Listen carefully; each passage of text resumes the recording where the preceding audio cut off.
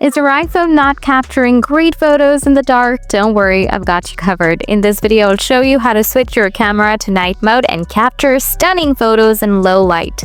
Let's dive into the steps. Solution 1. Enable night mode. Open Setting, scroll down, tap Camera, scroll down, tap Preserve Settings, scroll down, enable night mode.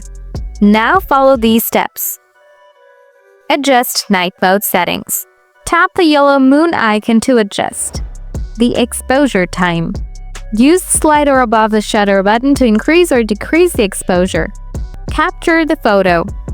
Hold your iPhone steady, press the shutter button, and wait for the exposure time to complete.